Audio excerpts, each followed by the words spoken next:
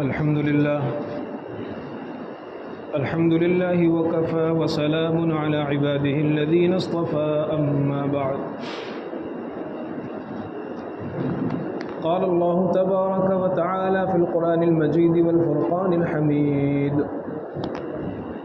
أعوذ بالله من الشيطان الرجيم بسم الله الرحمن الرحيم إن الله يأمر بالعدل والإحسان صدق اللہ العظیم۔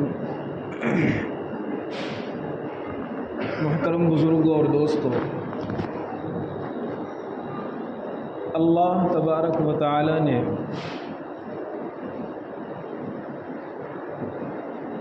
اس کائنات کو بنا کر ہر چیز کو اس کے مناسب جو خصوصیات اور جو صفات اور جو ضروری چیزیں تھیں وہ سب عطا فرمائیں۔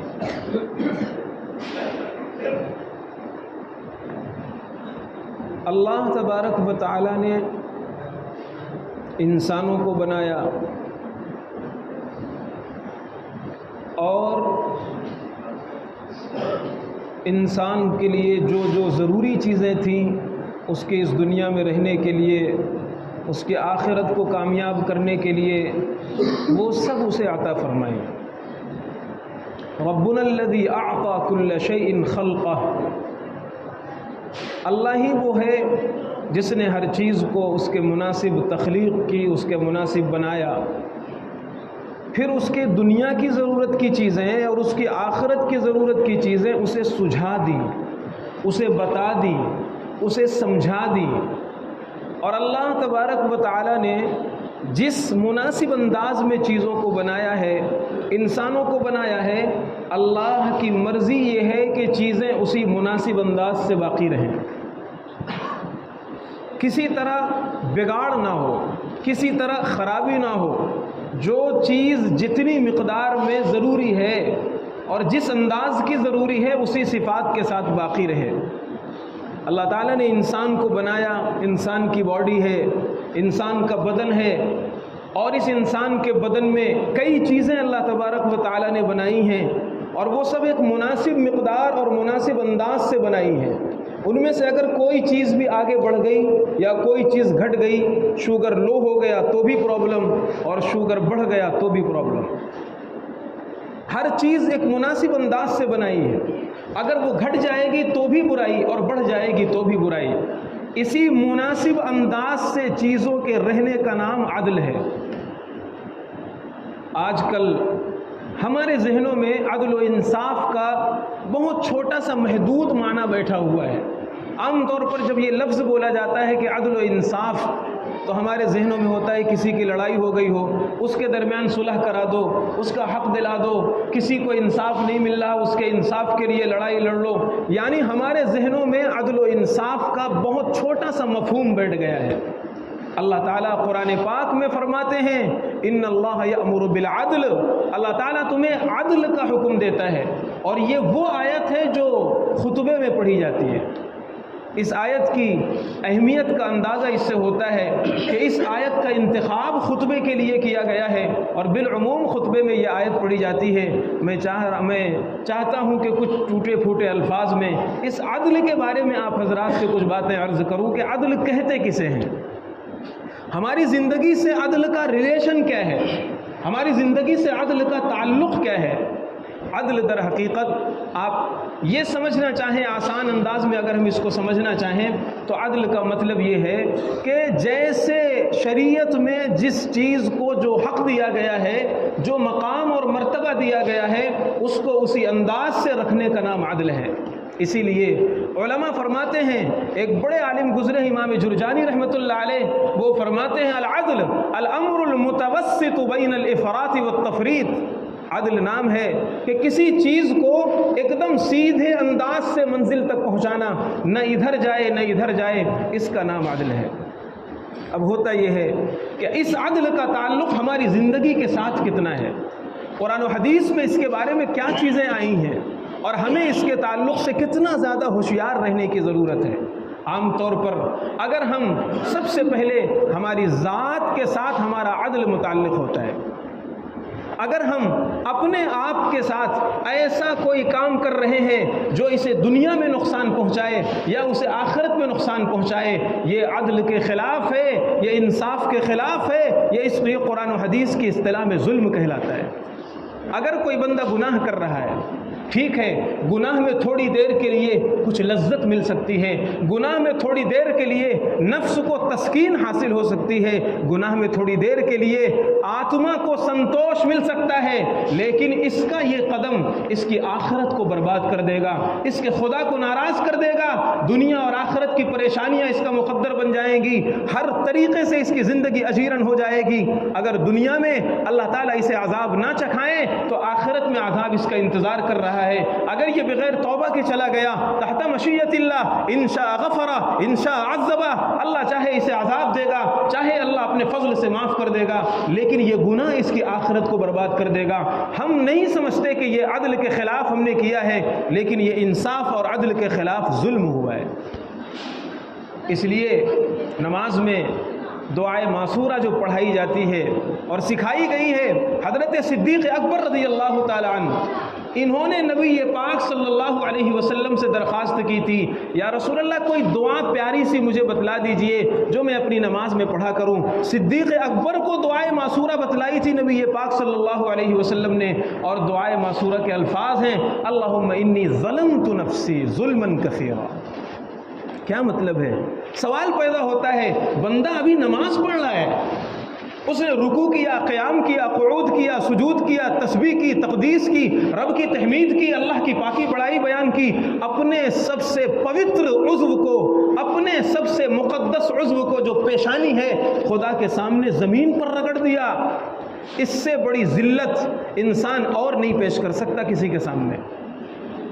انسان کا سب سے بیسٹ اور سب سے بہترین عضو چہرہ ہوتا ہے، اسی لیے حدیث میں منع کیا گیا چہرے پہ نہیں مارا کرو، بلکہ آگے بڑھ کر کے جانوروں کو کبھی کبھی لوگ ایسا کرتے ہیں، چارہ ڈالتے ہیں، جانور منہ مارنے لگتا ہے تو ہاتھ مار دیتے ہیں۔ چہرے پر، جانور کے چہرے پر ہاتھ مارنے سے نبی نے منع فرمایا ہے۔ چہرہ بہت حساس ہے، اور اس چہرے کو بندہ اپنے اللہ کے سامنے زمین پر رگڑتا ہے اور اللہ کی پاکی بیان کرتا ہے، اور اس وقت کہتا ہے سبحان ربی الاعلیٰ، ذلت میرے لیے ہے، ساری برائی میرے لیے ہے، پاپی اور مجرم خدا کا میں ہوں، ربی الاعلیٰ، ہر نقص و عیب سے پاک تیری ذات ہے۔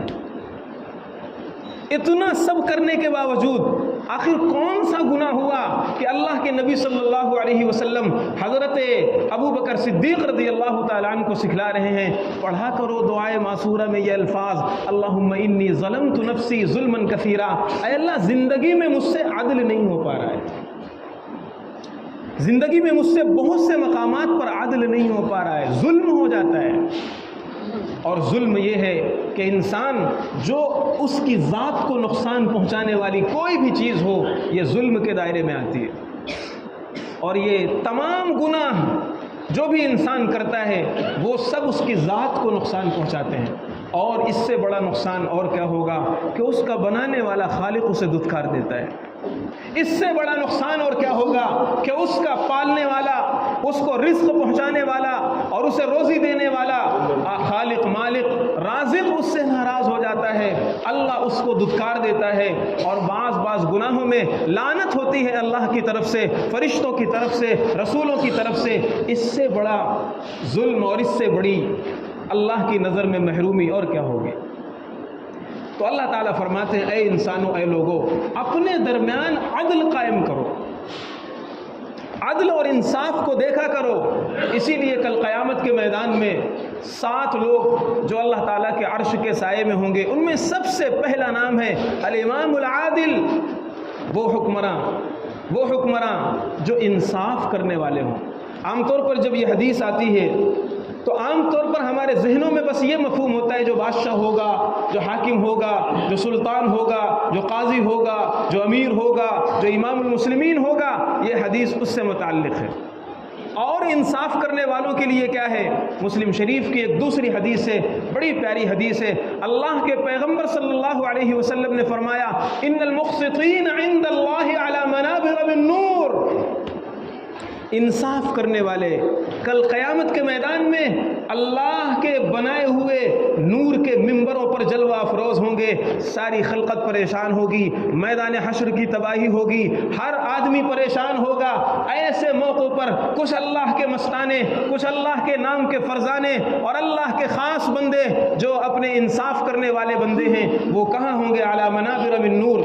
اگر حدیث یہیں پر مکمل ہو جاتی تو پھر سوچنے کا منظر ہوتا کہ ہو سکتا ہے یہ حدیث اماموں سے متعلق ہو, سلطانوں سے متعلق ہو, قاضیوں سے متعلق ہو, حاکموں سے متعلق ہو, لیکن اللہ کے پیغمبر صلی اللہ علیہ وسلم نے آگے جملہ بڑھایا, الذین یعدلون فی حکمہم واہلیہم. یہ وہ لوگ ہوں گے جن کے پاس اقتدار کی بات نہیں ہو رہی, سلطنت کی بات نہیں ہو رہی ہے. یہ وہ لوگ ہوں گے جو اپنے نجی معاملوں میں انصاف کا ترازو تولتے ہوں گے, جو اپنے پرسنل معاملات میں, اپنے فیصلوں میں, بیوی بچوں میں, دوست احباب میں, کاروبار میں, مسجد بازار میں, گھر بار میں, ہر جگہ انصاف کرنے والے لوگ ہوں گے. اللہ تعالیٰ انہیں علی منابر من نور, نور کے ممبر عطا فرمائے گا. کیا مطلب ہے انصاف کرنے کا؟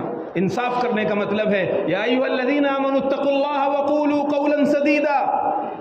انصاف کا سب سے پہلا مطلب یہ ہے کہ تم جو بھی بات کرو وہ تمہاری حق کی بات ہونی چاہیے, انصاف کی بات ہونی چاہیے. کسی کی محبت میں, کسی کی بغاوت میں تمہاری بات غلط نہیں ہونا چاہیے. اس کے فیور میں آ کر کے, اس کے سپورٹ میں آ کر کے تم کوئی جھوٹ بول دو, کوئی غلط بات بول دو, غلط طریقے سے اس کی حمایت کر دو.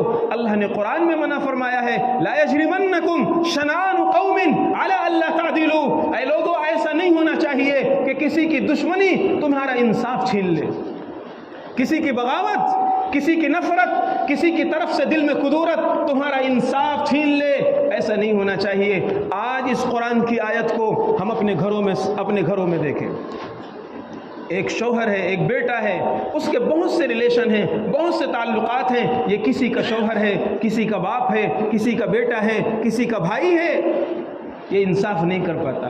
بیوی کی محبت میں یا تو ماں پر ظلم ہو جاتا ہے, یا ماں کی محبت میں بیوی پر ظلم ہو جاتا ہے, یا کسی کے تعلق میں بچوں پر ظلم ہو جاتا ہے, بھائیوں کے سپورٹ میں بچوں پر ظلم ہو رہا ہے, یا بچوں کے خاطر بھائیوں پر ظلم ہو رہا ہے. کسی کے حقوق جو ہمارے ذمہ عائد ہوتے ہیں ان حقوق کو نظر انداز کر دینا, یہی ناانصافی ہے. آج ہم اپنے گھروں میں دیکھ لیں کہ ہمارا عدل ہم سے کتنا زیادہ چھوٹ گیا ہے. ایک دو موقع ایسے آتے ہیں جہاں ہم انصاف کر لیتے ہیں, دو چار موقع ایسے آتے ہیں جہاں ہم انصاف کر لیتے ہیں. سب سے پہلا انصاف یہ ہے کہ انسان اپنے رب کے تعلق سے انصاف کرنے والا ہو, گناہوں سے اپنے آپ کو بچانے والا ہو. کتنا جھوٹ ہماری زبان سے نکل رہا ہے, کتنی غیبت ہماری زبانوں سے ادا ہو رہی ہے, کتنی نگاہیں ہماری خیانت کر رہی ہیں, کان ہمارے گانے سن رہے ہیں, موبائل میں ہم غلط چیزیں دیکھ رہے ہیں, زبان ہماری گالیاں بک رہی ہے.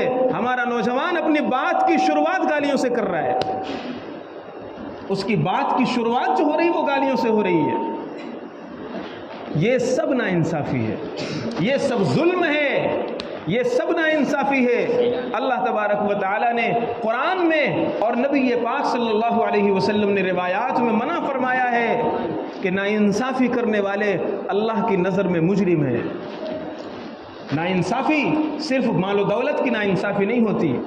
آج کل تھوڑے تھوڑے چند ٹکوں کے بدلے, چند پیسوں کے بدلے آدمی جھوٹ بول دیتا ہے.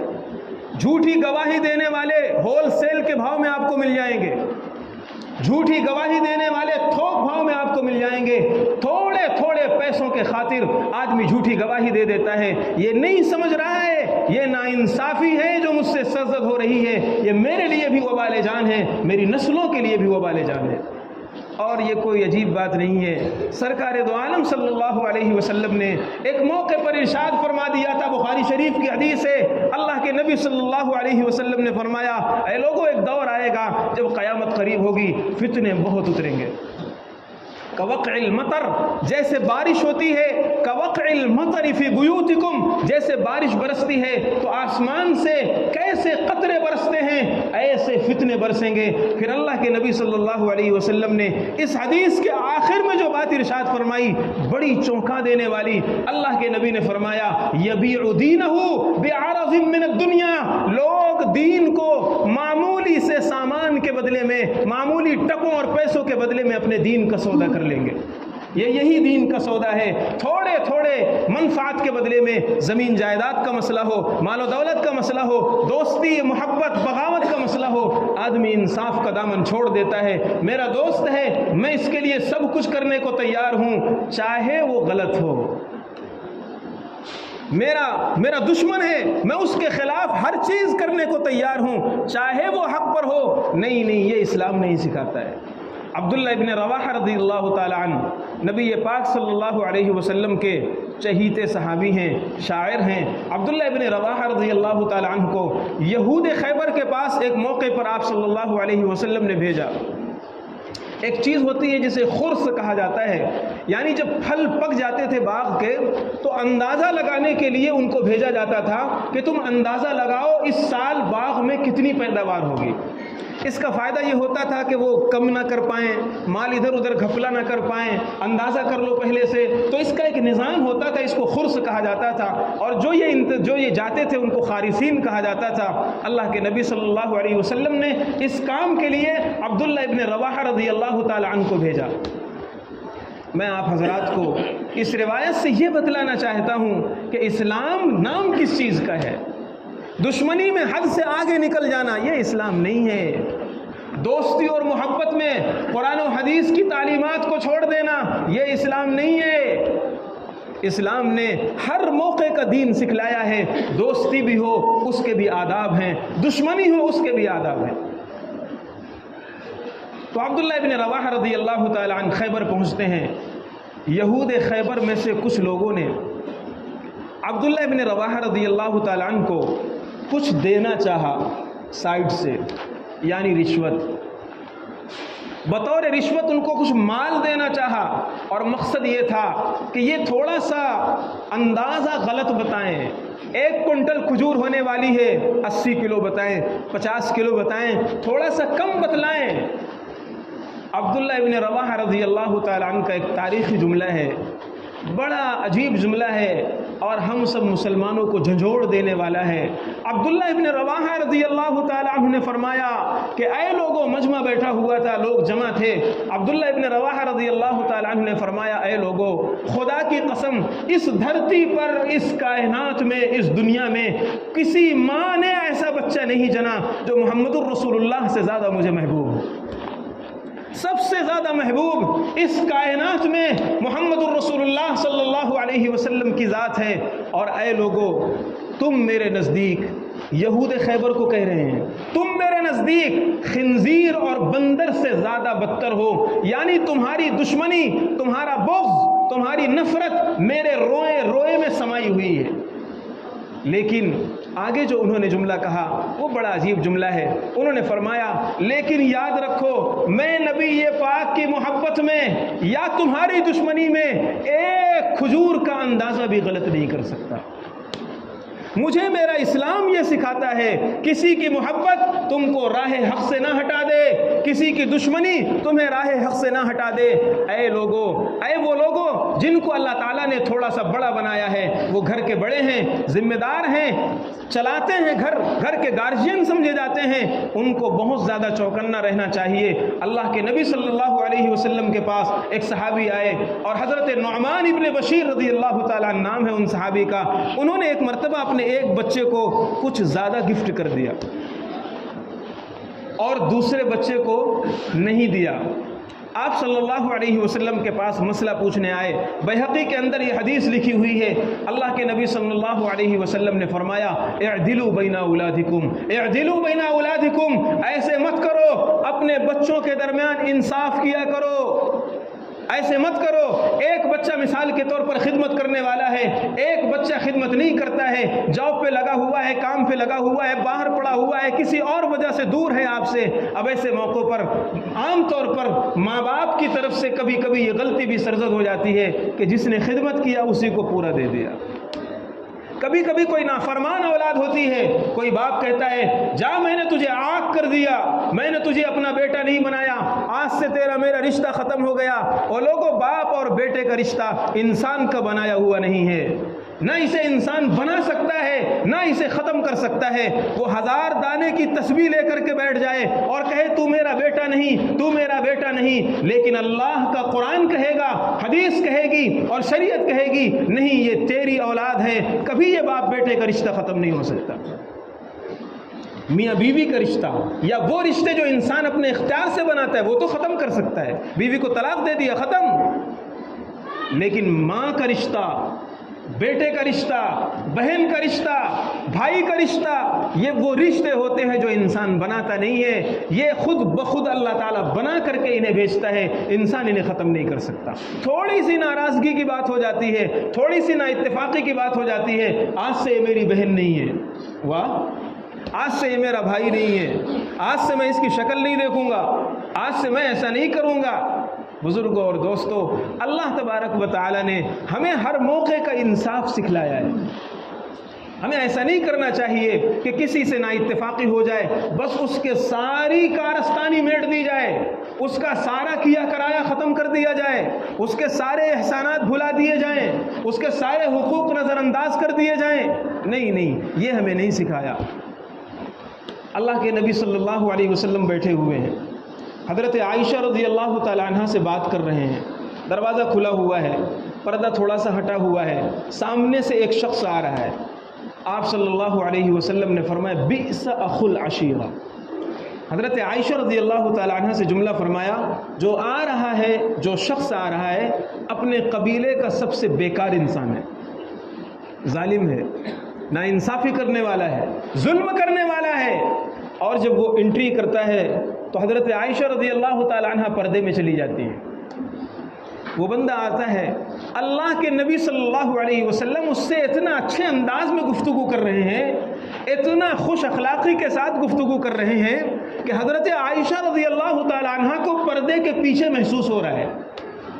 آپ نے بہت ساری باتیں کی اور جو بھی ان کے سوالات ہوں، جوابات ہوئے، وہ بندہ چلا گیا۔ حضرت عائشہ رضی اللہ تعالی عنہ پردے سے نکل کر سرکار دو عالم صلی اللہ علیہ وسلم کے پاس آئیں، کہنے لگی یا رسول اللہ، آپ نے تو پہلے فرمایا تھا بہت برا انسان ہے، بہت بیکار انسان ہے، لیکن آپ کا رویہ، آپ کا عمل، آپ کا اخلاق یہ تو بہت عجیب لگا، یہ کیسے ہو گیا؟ آپ نے فرمایا ٹھیک ہے وہ برا انسان تھا، لیکن میری ذمہ داری تھی کہ میں خوش اخلاقی اختیار کروں، اس کی برائی کی وجہ سے میں بد اخلاق ہو جاؤں، یہ میرا اسلام مجھے نہیں سکھاتا ہے۔ کتا اگر پیر میں کاٹے، کوئی عقل مند کتے کو دوڑا کر کے اس کے پیر میں نہیں کاٹتا ہے۔ ایک بندہ ہمیں گالی دے رہا ہے، ہم بھی گالی دیں، آگ اور آگ جتنی بھڑکائی جائے گی دنیا میں آگ ہی بڑھے گی۔ آگ کو اگر بجھانا ہے پانی لانا پڑے گا۔ برداشت، حلم، انصاف، تحمل، اگر یہ چیزیں ہمارے درمیان پیدا ہو رہی ہیں تو سمجھیے کہ ہمارے درمیان اگر یہ چیزیں آ گئیں تو بہت حد تک برائی کم ہو جائے گی۔ لیکن سب سے پہلے ہم نے جس چیز کو چھوڑا ہے وہ انصاف چھوڑا ہے، انصاف۔ ظلم ہی ظلم ہے۔ حضرت ابو ہریرہ رضی اللہ تعالیٰ عنہ کی حدیث ہے، مشکات شریف کے اندر یہ روایت لکھی ہوئی ہے۔ حضرت ابو ہریرہ رضی اللہ تعالیٰ عنہ فرماتے ہیں کہ ظالم لوگ یہ سمجھتے ہیں کہ جو ہم ظلم کر رہے ہیں، ناانصافی کر رہے ہیں، اس ناانصافی کا اثر صرف ہماری ذات پر پڑے گا۔ انہوں نے فرمایا خدا کی قسم، ایک پرندہ ہوتا ہے حبارہ پرندہ، حبارہ، اور وہ پرندہ جلدی پانی نہیں پیتا ہے، بہت لمبے وقفے کے بعد کبھی پانی پی لیتا ہے۔ حضرت ابو ہریرہ رضی اللہ تعالیٰ عنہ فرماتے ہیں مجھے پیدا کرنے والے کی قسم، ظلم اس دھرتی پر کہیں بھی ہوتا ہے گھونسلے میں حبارہ پرندہ سوکھ جاتا ہے۔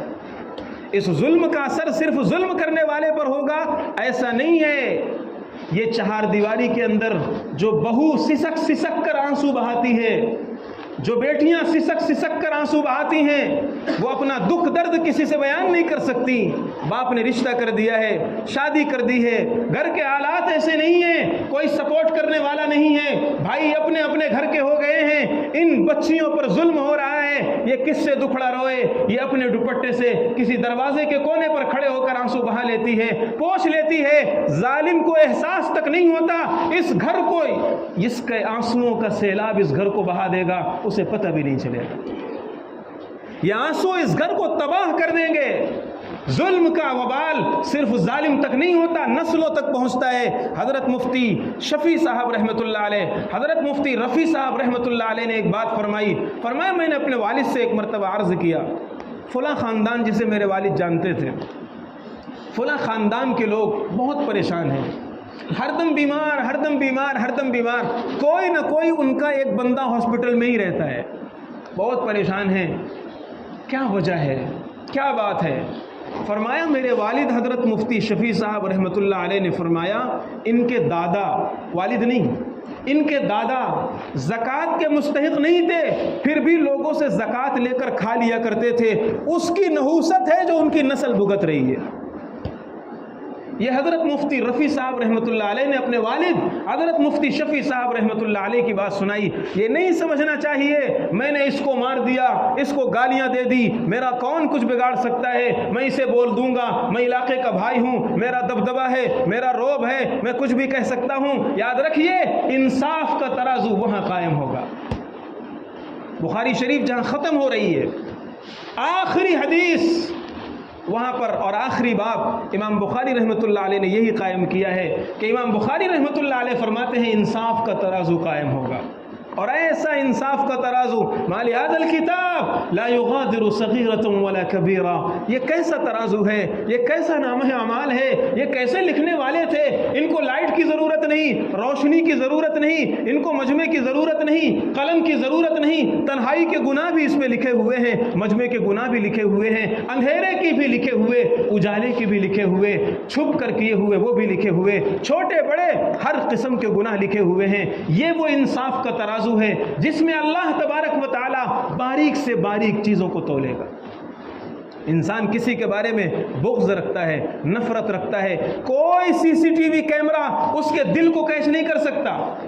आज तक इंसान ने अभी तक ऐसा कोई कैमरा नहीं ईजाद किया कि किसी की अगर मोहब्बत है, किसी की नफरत है, किसी की बुग़्ज़ है तो सिर्फ बुग़्ज़ को वो कैमरा कैच कर ले, नहीं ईजाद किया, लेकिन पैदा करने वाले रब ने ये कैमरा ईजाद कर दिया है। उस कैमरे में रिकॉर्ड हो रहा है, नाम आमाल में महफूज हो रहा है, किसी की दुश्मनी है वो भी है, किसी की मोहब्बत है वो भी है। इसलिए अल्लाह कुरान में फरमाता है ऐ लोगों इंसाफ का तराजू कायम रखो, अपने लोगों में, अपनी ज़ात में, अपने बच्चों में। 4 बच्चे हैं मिसाल के तौर पर, कोई चीज़ हम बाहर से ला रहे हैं, हम इसे छोटा ना समझें, हम इसे हल्का ना समझें। चिंगारी छोटी होती है, बाद में लावा बनता है, बाद में शोले भड़कते हैं, बुनियाद इससे पड़ती है। एक बच्चे को गोद में उठाकर प्यार कर रहे हैं, छोटे छोटे बच्चे हैं, एक बच्चे को चीज़ दे रहे हैं, दूसरों को नज़रअंदाज कर रहे हैं। चंद भाई, जॉइंट फैमिली है, 4 भाइयों की औलादें हैं, अब हम बाहर से कोई चीज़ ला रहे हैं, सिर्फ अपने बच्चों को दे रहे हैं, दूसरे भाई के बच्चे ललचाई निगाह से देख रहे हैं, हम समझते हैं ये नॉर्मल चीज़ है, हो रहा है। नहीं, इन बच्चों के दिलों में कोई चीज़ पैदा हो रही है जो बाद में ज़ाहिर होगी, बाद में ज़ाहिर होगी। इसलिए घरों का तोड़, अगर घर के तोड़ को समझना है कि किस चीज़, उसका रीज़न क्या है, उसका सबब क्या है, तो एक लफ्ज़ में अगर बयान किया जाए, यही अदल की खिलाफ वर्जी। घरों के अंदर से अदल निकल चुका है। और एक हदीस सुनाकर बात ख़त्म करता हूँ, बहुत मुख्तसर। अल्लाह के नबी सल्लल्लाहु अलैहि वसल्लम ने फरमाया कल क़यामत के मैदान में ज़ालिमीन को बुलाया जाएगा, और ज़ालिम को, जुल्म करने वालों को, जो थोड़ा सा अपने को एटीट्यूड में, अकड़ में, या अपने दबदबे में, अपने रौब में, दौलत में, इज़्ज़त में, शोहरत में, मनसब में, जाह में, किसी भी वजह से अगर उसने जुल्म किया है, उसको बुलाया जाएगा और जलील करने के लिए जहन्नम में ऐसे तबके में उसे डाला जाएगा कि उसे युस्क़ौन मिन तीनतिल खिबाल, उसे पिलाया जाएगा। खिबाल वादी का कचड़ा। साहबा ने पूछा या रसूलल्लाह ये तीनतुल खिबाल क्या है? आपने फरमाया जहन्नमियों के जलन और जख्म से निकला हुआ पीप और पानी। जलील किया जाएगा उसे, آج ہم ظلم کر لیتے ہیں، کسی کو ہم نے کچھ بھی بول دیا کوئی حساب نہیں، بیوی کو کچھ بھی عبد شبد کہہ دیا، گالیاں بک دی، ہاتھ اٹھا دیا، کچھ بھی حساب نہیں ہے، بچوں کو جتنا چاہا مار دیا، کوئی حساب نہیں ہے۔ پوچھیے علماء سے، یہ بھی ظلم ہے، اس کی بھی لمٹ ہے، کتنی تنبیہ کر سکتے ہیں، کتنا مار سکتے ہیں، کیا بول سکتے ہیں، کیا نہیں بول سکتے، تانے پر تانے، تانے پر تانے، کوئی حساب نہیں۔ یہی ہے عدل جو ہمارے گھروں سے نکل چکا ہے، اسی لیے زندگی اجیرن ہو چکی ہے۔ وآخر دعوانا الحمدللہ رب العالمین۔